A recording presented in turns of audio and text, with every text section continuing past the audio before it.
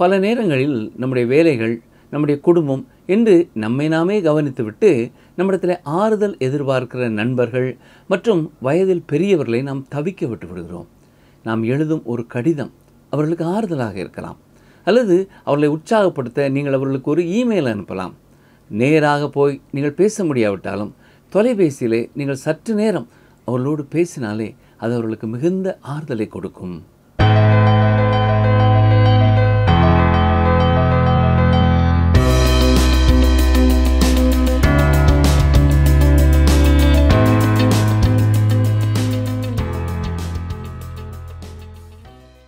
வேத ஆராய்ச்சி நிகழ்ச்சிக்காக காத்திருக்கும் அன்பர்களை இயேசு கிறிஸ்துவின் இன்ப நாமத்தினாலே வாழ்த்தி வரவேற்கிறோம். நாம் கடந்த பாடத்திலே யோபு 4ஆம் அதிகாரம் 1ஆம் வசனம் முதல் 5ஆம் அதிகாரம் 7ஆம் வசனங்கள் வரை கற்றுக்கொண்டோம். அந்த பாடத்திலே தீமை செய்கிறவர்களை தேவன் உடனே அழிக்கிறதில்லை. தேவன் மிக மெதுவாக செயல்பட்டு கொண்டே இருக்கிறார்.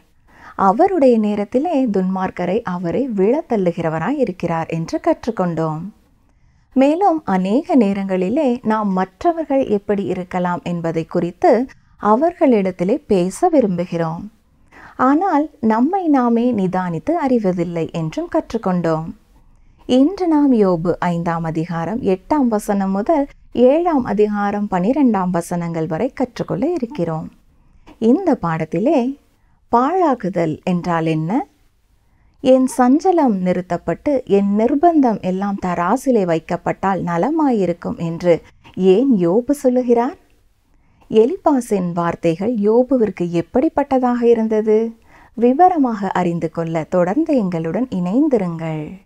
பிரியமான வேத ஆராய்ச்சி நேயர்களே, நேற்றும் இன்றும் என்றும் மாறாத கர்த்தரின் நாமத்தினாலே உங்களை வாழ்த்துகிறோம். நீங்கள் எழுதின அன்பான கடிதங்களுக்காக கர்த்தரை துதிக்கிறோம். தொடர்ந்து வேத வசனங்களை படிக்க வாஞ்சையுள்ள அநேகருக்கு இந்த நிகழ்ச்சிகளை அறிமுகப்படுத்துங்கள். கர்த்தர் தாமே உங்களையும் உங்கள் குடும்பத்தையும் ஆசீர்வதிப்பாராக. இன்று நாம் யோபு 5ஆம் அதிகாரம் 8ஆம் வசனம் முதல் சிந்திக்கப் போகிறோம். யோபு 5:8 முதல் 16 வரை வாசிக்கிறேன். ஆனாலும் நான் தேவனை நாடி என் நியாயத்தை தேவனிடத்தில் ஒப்புவிப்பேன்.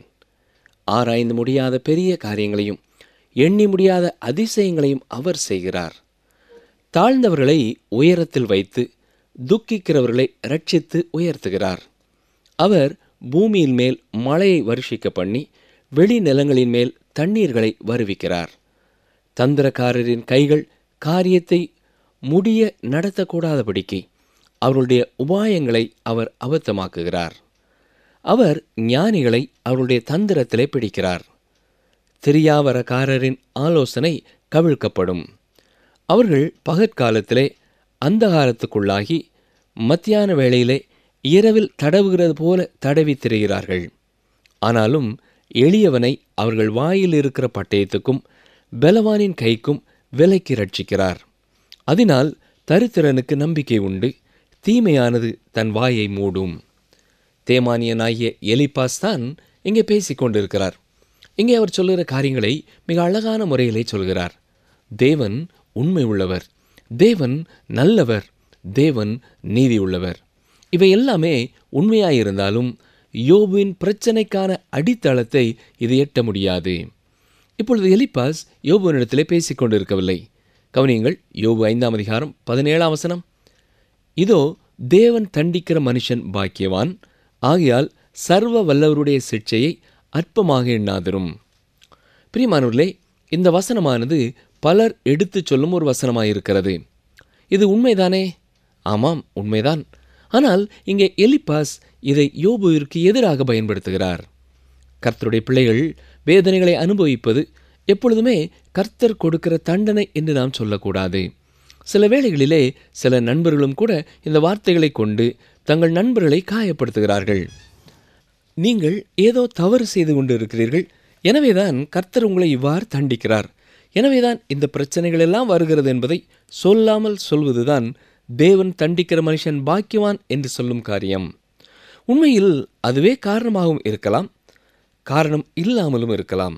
ஆனால் நியாய தீர்ப்பை செய்வதற்கு நீங்கள் யார்? பரலோகத்திலிருந்து உங்களுக்கு என்ன SMS வந்ததா? அல்லது யாராவது தொலைபேசியிலே உங்களுக்கு சொன்னார்களா? தேவன் உங்களிடத்தில் ஏதாவது ரகசியத்தை வெளிப்படுத்தி இருக்கிறாரா? சிலர் எல்லா சூழ்நிலைகளிலேயும் இறுதியான வார்த்தையை பேச விரும்புகிறார்கள். நிகழ்ச்சியை கேட்டுக்கொண்டிருக்கிற அருமையான சகோதரனை சகோதரியே, யாராவது ஒருவர் பாடுகளை அனுபவிக்கும் பொழுது அந்த பாடுகளை குறித்து நீங்கள் சரியாக சொல்ல முடியாது. நீங்கள் பாடுபடும் பொழுதும் மற்றும் ஒருவர் அதை குறித்து சரியாக சொல்ல முடியாது. எலிப்பாசின் வார்த்தைகள் உண்மையானதாக இருந்தாலும் யோபுவின் வாழ்க்கையை பொறுத்த மட்டிலேயும் அது உண்மையல்ல. யோபு 5ஆம் அதிகாரம் 18ஆம் வசனம், அவர் காயப்படுத்தி காயங்கட்டுகிறார், அவர் அடிக்கிறார், அவருடைய கை ஆற்றுகிறது. தேவனை குறித்த மிகப்பெரிய உண்மை இங்கே வெளிப்படுத்தப்பட்டிருக்கிறது. எத்தனை முறை நம்முடைய வாழ்க்கையிலே இதை நாம் அனுபவித்திருக்கிறோம் இல்லையா? யோபு 5ஆம் அதிகாரம் 19ஆம் வசனம், 6 இக்கட்டுகளுக்கு உம்மை நீங்களாக்குவார், 7ஆவதிலும் பொல்லாப்பு உம்மை தொடாது. 7 என்கிற எண்ணிக்கை வேத புத்தகத்திலே பல இடங்களிலே பயன்படுத்தப்பட்டிருக்கிறதை நீங்கள் பார்க்கலாம். நீதிமொழிகள் 6ஆம் அதிகாரம் 16ஆம் வசனத்திலையும் நாம் பார்க்கிறோம். இது ஏதோ கவிதை நடையாக எழுதுவதற்காக எழுதப்படும் வார்த்தை அல்ல. 7 என்றால் 7 தான். 7 என்றால் பூரணமான எண்ணிக்கை அல்ல, முழுமையானது. 7ஆவது நாள் முடிவடையும் பொழுது ஒரு வாரம் முடிவடைகிறது. யோபு 5ஆம் அதிகாரம் 20-21ஆம் வசனங்கள், பஞ்சகாலத்திலே அவர் உம்மை மரணத்துக்கும் யுத்தத்திலே பட்டயத்தின் வெட்டுக்கும் விலக்கி மீட்பார், நாவின் சவுக்குக்கும் மறைக்கப்படுவீர், பாழாக்குதல் வரும்போதும் பயப்படாமல் இருப்பீர். 7 பொல்லாங்குகளிலேயும் தேவன் உன்னை காப்பார் என்கிறார். முதலாவதாக பஞ்சகாலத்திலே மரணத்திற்கு தப்புவிப்பார், 2ஆவதாக யுத்த காலத்திலே பட்டயத்திற்கு தப்புவிப்பார், 3ஆவதாக நாவின் சவுக்குக்கு மறைக்கப்படுவீர். மரண காலங்களிலே யுத்தத்திலே எத்தனை பேர் மரிக்கிறார்கள் என்ற எண்ணிக்கை செய்தித்தாளிலே கொடுக்கப்படும். ஆனால் நாவினாலே மடிகிறவர்கள் எத்தனை பேர் இல்லையா? யுத்தம் கொலை செய்த மக்களை விட நாவு கொலை செய்யும் மக்களின் எண்ணிக்கை அதிகமானதாக இருக்கும். நாம் ஒவ்வொருவருமே நம்முடைய நாவினாலே யாரையும் நாம் கொலை செய்யாதபடி நம்மை காக்கும்படியாக ஜெபிக்க கடமைப்பட்டிருக்கிறோம்.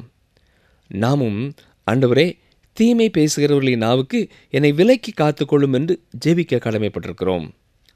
4ஆவதாக பாழாக்குதல் வரும்போது பயப்படாமல் இருப்பீர். பாழாக்குதல் என்றால் என்ன? கொள்ளை நோயோ புயலோ வருவது தெரியாது, ஆனால் வரும்போது அது பெரிய அழிவை உண்டு பண்ணும். புயல்களை குறித்து அறிவிக்கும் பொழுது பாதுகாப்பான இடங்களுக்கு செல்ல வேண்டியது நம்முடைய கடமையாயிருக்கிறது. யோபு 5ஆம் அதிகாரம் 22ஆம் வசனம், பாழாக்குதலையும் பஞ்சத்தையும் பார்த்து நகைப்பீர், காட்டு மிருகங்களுக்கும் பயப்படாமல் இருப்பீர். 5ஆவதாக பஞ்ச காலத்திலே தேவன் தப்புவிக்கிறவராய் இருக்கிறார். பொதுவாக நாம் எண்ணி பார்ப்போம் என்றால், எங்கெங்கே கர்த்தருடைய வார்த்தை கடந்து சென்றிருக்கின்றனவோ, ஒருவேளை அது அநேகரால் ஏற்றுக்கொள்ளப்படாமல் இருந்தாலும் அந்த இடங்களை கர்த்தர் ஆசீர்வதித்திருக்கிறார். இது தற்செயலாக நிகழ்ந்த ஒரு நிகழ்வு என்று நாம் சொல்ல முடியாது. கர்த்தருடைய வார்த்தை வாசிக்கப்படும் பொழுது அதன் மூலம் ஆசீர்வாதம் கிடைக்கிறது. 6ஆவதாக மிருகங்களும் உம்மோடே சமாதானமாக இருக்கும். யோபு 5ஆம் அதிகாரம் 23 முதல் 26ஆம் வசனம் வரைக்கும் கவனியுங்கள். வெளியின் கல்லுகளோடும் உமக்கு உடன்படிக்கை இருக்கும், வெளியின் மிருகங்களும் உம்மோடே சமாதானமாயிருக்கும். உம்முடைய கூடாரம் சமாதானத்தோடு இருக்க காண்பீர், உம்முடைய வாசஸ்தலத்தை விசாரிக்கும் போது குறைவை காண மாட்டீர். உம்முடைய சந்தானம் பெருகி உம்முடைய சந்ததியார் பூமியின் பூண்டுகளைப் போல இருப்பார்கள் என்பதை அறிந்து கொள்வீர். தானியம் ஏற்ற காலத்திலே அம்பாரத்தில் சேருகிறது போல முதிர் வயதிலே கல்லறையில் சேருவீர். இறுதியான துன்பம் மரணம். எலிப்பாஸ் மரணத்தை குறித்து பேசுகிறார். மரணத்தை பயங்கரமான ஒன்று போல அல்ல, வரவேற்கக்கூடிய ஒன்றாகவே அவர் கூறியிருக்கிறார். யோபு 5ஆம் அதிகாரம் 27ஆம் வசனம், இதோ நாங்கள் ஆராய்ந்து அறிந்தது இதுதான், காரியம் இப்படி இருக்கிறது, இதை நீர் கேட்டு உமக்கு நன்மை உண்டாக அறிந்து கொள்ளும் என்றான். இதோடு கூட எலிப்பாசின் முதல் உரை முடிகிறது. ஆனால் இது யோபுவின் தேவையை சந்திக்கவில்லை. எலிப்பாசின் வார்த்தைகள் யோபுவை தொடவில்லை. மேலும் யோபு மனமுடைந்து போய்தான் இருக்கிறார். இரக்கத்திற்காக கூக்குரலிடுகிறார். ஏனென்றால் எலிப்பாஸ் யோபுவிற்கு ஆறுதல் கொடுக்கவில்லை. இந்த எலிப்பாசின் வார்த்தைகளுக்கு 6, 7 அதிகாரங்களிலே யோபு பதில் கொடுக்கிறார். யோபு 6 அதிகாரம் முதல் 2 வசனங்கள். யோபு பிரதித்திரமாக, என் சஞ்சலம் நெருக்கப்பட்டு என் நிர்பந்தம் எல்லாம் திராசிலே வைக்கப்பட்டால் நலமாயிருக்கும். வெளிப்படையாக யோபு தனது பாடுகளை குறித்து வெளிப்படுத்துகிறார். என்னுடைய வேதனை எவ்வளவு என்றே சொல்ல முடியாது. எனக்கு நடந்திருக்கிற காரியங்களை என்னால் விவரிக்க முடியாது.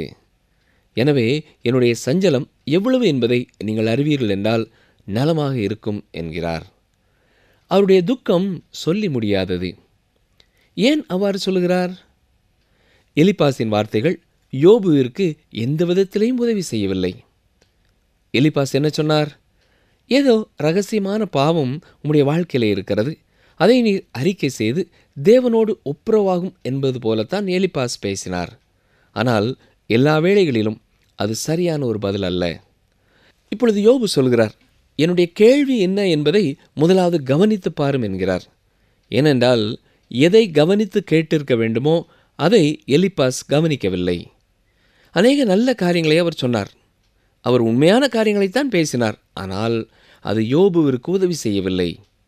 எலிப்பாசனுடைய வார்த்தைகள் எப்படிப்பட்டதாக இருந்ததென்றால், எந்த ஒரு பிரச்சனையை யார் சொன்னாலும் பிரச்சனை என்ன என்பதை சரியாக புரிந்து கொள்ளாமல் கிறிஸ்துவே விடையாக இருக்கிறார் என்று சொல்வது போல இருக்கிறது. காயப்பட்ட ஒரு மிருகத்தைப் போல யோபு கதறுகிறார். யோபு 6 அதிகாரம் 3 முதல் 5 வசனம் வரை பாருங்கள். அப்பொழுது அது கடற்கரை மணலை பார்க்கிலும் பாரமாயிருக்கும். ஆகையால் என் துக்கம் சொல்லி முடியாது. சர்வ வல்லவரின் அம்புகள் எனக்குள் தைத்திருக்கிறது. அவைகளின் விஷம் என் உயிரை குடிக்கிறது. தேவனால் உண்டாகும் பயங்கரங்கள் எனக்கு முன்பாக அணி அணியாய் நிற்கிறது. புல் இருக்கிற இடத்திலே காட்டுக்கழுதை கத்துமோ? தனக்கு தீவனம் இருக்கிற இடத்திலே எருது கதறுமோ? இங்கே யோபு சொல்வது என்ன? நான் இங்கே கதறிக்கொண்டு இருக்கிறேன். என்னுடைய பாடுகளை நீங்கள் பார்க்கிறீர்கள். நீங்கள் எந்த இரக்கமும் காட்டவில்லை. நான் பிரச்சனையில் இல்லாமல் இருப்பது போல நீங்கள் செயல்படுகிறீர்கள். உண்மையாகவே நான் பிரச்சனையின் மத்தியிலே இல்லாமல் இருப்பேன் என்றால் இவ்வாறு நான் கதற மாட்டேன். யோபு சொல்கிற உதாரணத்தை கவனித்தீர்களா? புல் இருக்கிற இடத்திலே காட்டுக்கழுதை கத்தாது. தனக்கு சாப்பாடு வேண்டும் என்று அது கதறாது. ஏனென்றால் அங்கே அதற்கு தேவையான புல் இருக்கிறது. யோபுவும் தன்னை குறித்து அதைத்தான் சொல்கிறார். நான் வேதனைப்படாமல் இருப்பேன் என்றால் அமைதியாக இருப்பேன். என்னுடைய வேதனை சொல்லி முடியாததாய் இருக்கிறது. யோபு 6 அதிகாரம் 6, 7 வசனங்கள். ருசியில்லாத பதார்த்தத்தை உப்பில்லாமல் சாப்பிடக்கூடுமோ? முட்டையின் வெள்ளை கருவில் சுவை உண்டோ? உங்கள் வார்த்தைகளை என் ஆத்துமா தொடமாட்டேன் என்கிறது. அவைகள் அரோசிகமான போஜனம் போல் இருக்கிறது. யோபு சொல்வது புரிகிறதா? உங்களுடைய பார்வைகளும் உங்களுடைய வார்த்தைகளும் எனக்கு எந்த விதத்திலையும் பயனுள்ளதாக இல்லை. உங்களுடைய வார்த்தைகள் விரும்பப்படத்தக்க வார்த்தைகளாக இல்லை என்கிறார். வசனங்கள் 8, 9. ஆ, என் மன்றாட்டு எனக்கு அருளப்பட்டு நான் வாஞ்சிப்பதை தேவன் எனக்கு தந்து, தேவன் என்னை நொறுக்க சித்தமாய் தம்முடைய கையை நீட்டி என்னை துண்டித்து போட்டால் நலமாயிருக்கும். தனக்கு எந்த இடத்திலையும் உதவி கிட்டவில்லை என்று எண்ணும் பொழுது யோபு துடிதுடித்து போகிறார். தேவனுடைய நியாயத்தையே கேள்வி கேட்க ஆரம்பிக்கிறார். ஏனென்றால் அத்தனை பயங்கரமான ஒரு நிலைமையிலே இருந்தார். தேவன் தன்னை அழித்து விட்டால் நன்றாயிருக்குமே, என்னுடைய கட்டுகளை அவிழ்த்து விட்டுவிட்டு என்னை கொலை செய்து விட்டால் நன்றாயிருக்குமே என்று வாஞ்சிக்கிறார். அதாவது தன்னுடைய மரணத்தை அவர் வாஞ்சிக்கிறார். யோபு 6 அதிகாரம் 10, 11 வசனங்கள். அப்பொழுதாவது எனக்கு ஆறுதல் இருக்குமே, அப்பொழுது என்னை தப்பவிடாத நோவிலே மறத்திருப்பேன். பரிசுத்தருடைய வார்த்தைகளை நான் மறைத்து வைக்கவில்லை. அவர் என்னை தப்ப விடாராக. நான் காத்து கொண்டிருக்க என் பலன் இம்மாத்திரம். என் ஜீவனை நீடித்திருக்க பண்ண என் முடிவு எப்படிப்பட்டது? இங்கே அவர் சொல்வது என்ன? நான் உலகத்திலே உயிரோடு வாழ்வதற்கு என்ன இருக்கிறது என்கிறார். பாருங்கள், யோபு 6 அதிகாரம் 12 வசனம். என் பலன் கற்களின் பலனோ, என் மாம்சம் வெண்கலமோ? என்னுடைய சரீரத்திலே பலனே இல்லை. இதற்கு மேல் என்னால் தாங்க முடியாது. இதுதான் அவருடைய கதறுதல். வசனம் 13, 14 கவனியுங்கள். எனக்கு உதவியானது ஒன்றும் இல்லை அல்லவோ? சகாயம் என்னை விட்டு நீங்கிட்டே. உபாதிக்கப்படுகிறவனுக்கு அவனுடைய சிநேகிதனால் தயை கிடைக்க வேண்டும். அவனோ சர்வ வல்லவருக்கு பயப்படாதே போகிறான். கவனித்தீர்களா? ஒரு மனிதன் வேதனைப்பட்டு கொண்டிருப்பான் என்றால் அவனுடைய சிநேகிதர்களால் அவனுக்கு தயை கிடைக்க வேண்டும். என் நண்பர்கள் எனக்கு ஆறுதல் செய்திருக்க வேண்டும், என்னோடு கூட துக்கப்பட்டிருக்க வேண்டும். ஆனால் அவர்கள் அவ்வாறு செய்யவில்லை. வசனம் 15, என் சகோதரர் காட்டாறு போல மோசம் பண்ணுகிறார்கள், ஆறுகளின் வெள்ளத்தைப் போல கடந்து போகிறார்கள். யோபு தனது 3 நண்பர்களும் தூரத்திலே வரும்பொழுது, ஆகா, என் நண்பர்கள் வந்துவிட்டார்கள், எனக்கு ஆறுதல் செய்வார்கள் என்று காத்திருந்தார். ஆனால் அவர்களோ யோபுவின் துக்கத்தை பகிர்ந்து கொள்ளவில்லை. பாலைவனத்திலே அவர்களை நீரூற்று என்று எண்ணினார். ஆனால் அவர்களோ சொறி மணலாய் இருந்தார்கள், கானல் நீராயிருந்தார்கள். நிகழ்ச்சியை கேட்டுக்கொண்டிருக்கிற எனக்கு அருமையான சகோதரனை சகோதரியே, உங்களுடைய சிநேகிதர் யாராவது இந்நாட்களிலே துன்பத்திலே, துயரத்திலே, வேதனையிலே இருக்கிறார்களா? நீங்கள் அவர்களுக்கு ஆறுதல் செய்ய அவர்கள் எதிர்பார்க்கிறார்கள் என்பதை நீங்கள் எப்பொழுதாவது உணர்ந்ததுண்டா? ஒருவேளை ஒரு பாவத்திலே விழுந்து அவர்கள் துக்கப்பட்டு கொண்டிருக்கலாம், அல்லது அவர்களுக்கு ஒரு வியாதி இருக்கலாம், அல்லது குடும்பத்திலே பிரச்சனை, மனைவியால் பிரச்சனை, கணவனால் பிரச்சனை என்று வேதனைப்பட்டு கொண்டு இருக்கும் உங்கள் நண்பருக்கு எந்த விதத்திலே நீங்கள் ஆறுதல் கொடுக்கிறவர்களாய் இருக்கிறீர்கள்? அவர்களுடைய கஷ்டங்களின் மத்தியிலே பெரிய பண உதவி உங்களுக்கு செய்ய முடியவில்லை, பரவாயில்லை. அவர்களுடைய வார்த்தைகளை கேட்க நேரம் கொடுங்கள். அவர்களை சந்தித்து அவர்களுடைய துயரங்களை அவர்கள் சொல்ல கேளுங்கள். அதுவே அவர்களுக்கு பெரிய ஒரு ஆறுதலாயிருக்கும். பல நேரங்களிலே நம்முடைய வேலைகள், நம்முடைய குடும்பம் என்று நம்மையே நாம் கவனித்துவிட்டு நம்மிடத்திலே ஆறுதல் எதிர்பார்க்கிற நண்பர்களை, வயதானவர்களை நாம் தவிக்க விட்டு விடுகிறோம். நாம் எழுதும் ஒரு கடிதம் அவர்களுக்கு ஆறுதலாக இருக்கலாம், அல்லது அவர்களை உற்சாகப்படுத்த நீங்கள் ஒரு இமெயில் அனுப்பலாம். நேராக போய் நீங்கள் பேச முடியாவிட்டாலும் தொலைபேசியிலே பேசினாலே அதுவே அவர்களுக்கு ஆறுதல் அளிக்கும் உண்டாய் இருக்கிறது. யோபு 6ஆம் அதிகாரம் 16, 17 வசனங்கள். அவைகள் குளிர்கால பனிக்கட்டியினாலும் அதில் விழுந்திருக்கிற உறைந்த மழையினாலும் கலங்கலாகி உஷ்ணம் கண்டவுடனே உருகி வற்றி அனல் பட்டவுடனே தங்கள் ஸ்தலத்தில் உருவழிந்து போகின்றன. பனிக்கட்டி நிறைந்த ஒரு குளத்தைப் போல இருக்கிறார்கள். அதன் மேலே நீங்கள் நடக்கலாம் என்று நினைப்பீர்கள் என்றால் நீங்கள் கீழே விழுந்து விடுவீர்கள். யோபுவின் நண்பர்கள் அப்படிப்பட்டவர்களாகத்தான் இருந்தார்கள்.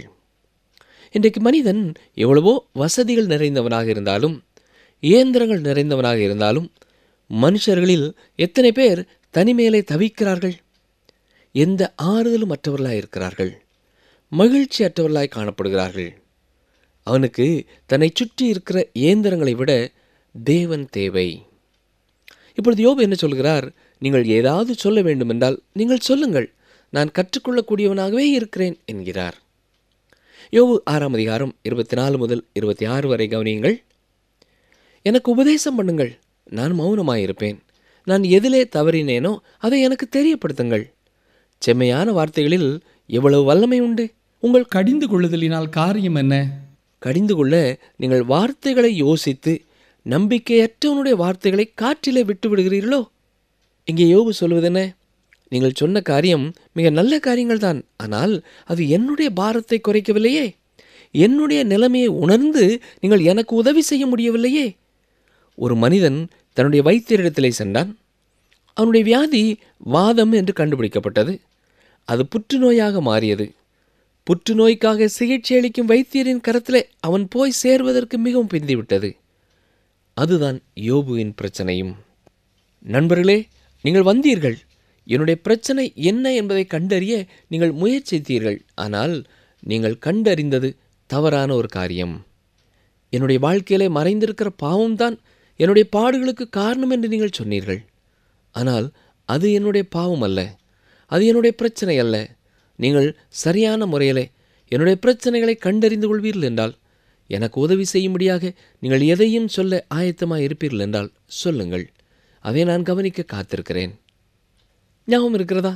இந்த 3 நண்பர்களும் உண்மையாக தேவனை அறியாதவர்கள், முழுமையாக யோபுவையும் அறியாதவர்கள். சொல்லப்போனால் அவர்கள் தங்களை தாங்களே அறியாதவர்கள். உண்மையான நிலையை அவர்கள் அறிந்து கொள்ளவில்லை. 3 நண்பர்களுடைய முடிவுமே யோபு ஏதோ பாவம் செய்திருக்கிறார், அவர் உண்மையை சொல்ல மறுக்கிறார் என்றுதான் எண்ணினார்கள். இவ்வாறு அவர் தமது பாவத்தை அறிக்கை செய்யாதபடியினாலே அவர் நியாயம் தீர்க்கப்படுகிறார் என்பதுதான் அவர்கள் முடிவு. யோபு 7ஆம் அதிகாரம் முதல் 3 வசனங்கள். பூமியிலே போராட மனுஷனுக்கு குறிக்கப்பட்ட காலம் உண்டல்லவோ, அவன் நாட்கள் ஒரு கூலிக்காரன் நாட்களைப் போல இருக்கிறதல்லவோ. ஒரு வேலையாள் நிழலை வாஞ்சித்து ஒரு கூலிக்காரன் தன் கூலியை வர பார்த்திருக்கிறது போல மாயையான மாதங்கள் என்னுடைய சுதந்திரமாகி சஞ்சலமான ராத்திரிகள் எனக்கு குறிக்கப்பட்டது. யோபு தனது சரீர வேதனையிலிருந்தோ மன துக்கத்திலிருந்தோ எந்த ஒரு விடுதலையையும் பெற்றுக்கொள்ளவில்லை. மிகவும் வியாதிப்பட்ட ஒருவராக இருக்கிறார். இந்த நிலைமையை யோபுவின் நண்பர்கள் கண்டுகொள்ளவில்லை, எந்த ஆறுதலையும் கொடுக்கவில்லை. ஏன்? யோபுவின் மனைவியுமே இந்த குறிப்பிட்ட நேரத்திலே யோபுவிற்கு ஆறுதலாக இல்லை. ஏற்ற உதவியாக இருக்க வேண்டியவள் தற்கொலை செய்யும்படியாக ஆலோசனை கொடுக்கிறாள். யோபு 7ஆம் அதிகாரம் 4ஆம் வசனம் முதல் 6ஆம் வசனம் வரை கவனியுங்கள். நான் படுத்துக் கொள்ளுகிற போது எப்பொழுது எழுந்திருப்பேன், ராக்காலம் எப்பொழுது முடியும் என்று சொல்லி கிழக்கு வெளுக்கு மட்டும் அரண்டு புரளுகிறதுனால் எனக்கு போதுமென்று போகிறது. என் மாம்சம் பூச்சிகளினாலும் அடைபற்றின புழுதியினாலும் மூடப்பட்டிருக்கிறது. என் தோல் வெடித்து அருவருப்பாயிற்று. என் நாட்கள் நெய்கிறவன் எரிகிற நாடாவிலும் தீவிரமாய் ஓடுகிறது. அவைகள் நம்பிக்கை இல்லாமல் முடிந்து போகும். இப்பொழுது யோபு உணர்வது என்ன? குணமாக்க முடியாத ஒரு வியாதியினாலே தான் பாதிக்கப்பட்டிருப்பதாக உணர்கிறார். முடிவு வருகிறதென்றும் அது மிக தூரத்தில் இல்லை என்றும் உணர்கிறார். ஒருவேளை அப்படிப்பட்ட ஒரு வியாதியை அவர் தன்னிலே உணர்ந்திருக்க வேண்டும். இந்த எல்லா சூழ்நிலைகளிலேயும் அவருடைய நண்பர்களால் இந்த வேதனைகளை எல்லாம் புரிந்து கொள்ள முடியவில்லை. யோபுவினிடத்திலே கடந்து வந்தார்கள், ஆனால் அவருடைய தேவைக்கு அவர்கள் பணிவிடை செய்ய முடியவில்லை. அவர்களால் யோபுவின் நிலைமையை புரிந்து கொள்ள முடியவில்லை. நண்பர்களை குறித்து சொல்லப்பட்டது என்ன? நண்பர்கள் ஒருவரை ஒருவர் சிறந்த முறையிலே அறிந்திருப்பார்கள். இருந்தாலும் அவர்கள் ஒருவரை ஒருவர் நேசிக்கிறவர்களாக இருப்பார்கள். இங்கே இந்த நண்பர்களோ யோபுவின் நிலைமையை அறியவில்லை. யோபு சொல்வது என்ன? சரீர பிரகாரமான துன்பமானது அவருடைய உள்ளத்திலே இரக்கத்தை உண்டு பண்ணியிருக்க வேண்டுமே என்கிறார். என் பிராணன் காற்றைப் போல இருக்கிறதென்றும் என் கண்கள் இனி நன்மையை காணப்போகிறதில்லை என்றும் நினைத்தருளும். இப்பொழுது என்னை காண்கிறவர்களின் கண்கள் இனி என்னை காண்பதில்லை. உம்முடைய கண்கள் என்மேல் நோக்கமாயிருக்கிறது, நானோ இல்லாமற் போகிறேன். மேகம் பறந்து போகிறது போல பாதாளத்தில் இறங்குகிறவன் இனி ஏறி வரான். இனி தன் வீட்டுக்கு திரும்பான். அவன் ஸ்தலம் இனி அவனை அறியாது. ஆகையால் நான் என் வாயை அடக்காமல் என் ஆவியின் வேதனையினால் பேசி என் ஆத்துமத்தின் கசப்பினால் அங்கலாய்ப்பேன். தேவரீர் என்மேல் காவல் வைக்கிறதற்கு நான் சமுத்திரமோ, நான் ஒரு திமிங்கலமோ? நிகழ்ச்சியை கேட்டுக்கொண்டிருக்கிற எனக்கு அருமையான சகோதரனை சகோதரியே, உங்களுக்கு கர்த்தர் நண்பர்களை கொடுத்திருப்பார் என்றால் அவர்களிலே யாராவது துக்கங்கள் வழியாக பாடுகள் வழியாக கடந்து வந்து கொண்டிருப்பார்கள் என்றால் உங்களிடத்தில் அவர்கள் ஆறுதலை இந்த நேரத்தில் எதிர்பார்க்கிறார்கள் என்பதை நீங்கள் உணர்ந்து கொள்ளுங்கள். ஆண்டவர் உங்களோடு பேசுவது போல செயல்படுங்கள். அன்பர்களே, இந்த நாளிலும் நாம் கற்றுக்கொண்டது என்ன? கர்த்தருடைய பிள்ளைகள் வேதனைகளை அனுபவிக்கும் போது தண்டனை என்று சொல்லக்கூடாது. சில வேளைகளிலே சில நண்பர்களும் கூட இப்படிப்பட்ட வார்த்தைகளை சொல்லி தங்கள் நண்பர்களை காயப்படுத்துகிறார்கள். யுத்தத்தினால் கொலை செய்த மக்களை விட நாவினால் கொலை செய்யும் மக்களின் எண்ணிக்கை அதிகமாக இருக்கிறது. நாம் ஒவ்வொருவரும் நம்முடைய நாவினாலே யாரையும் கொலை செய்யாதபடி நாம் ஜெபிக்க வேண்டும். உங்கள் நண்பர்களில் யாராவது துக்கங்கள் வழியாக பாடுகளின் வழியாக கடந்து வந்து கொண்டிருப்பார்கள் என்றால் உங்களிடத்திலே அவர்கள் ஆறுதலை எதிர்பார்க்கிறார்கள் என்பதை உணர்ந்து கொள்ளுங்கள். நம்முடைய நண்பர்களிலே யாரை நாம் அதிக காலம் சந்திக்கவில்லை அல்லது பேசவில்லை என்றால் அவர்களோடு தொடர்பு கொள்ள ஏதாவது ஒரு தீர்மானம் செய்வோமா? மீண்டும் அடுத்த நிகழ்ச்சியில் சந்திப்போம். கர்த்தர் உங்களை ஆசீர்வதிப்பாராக.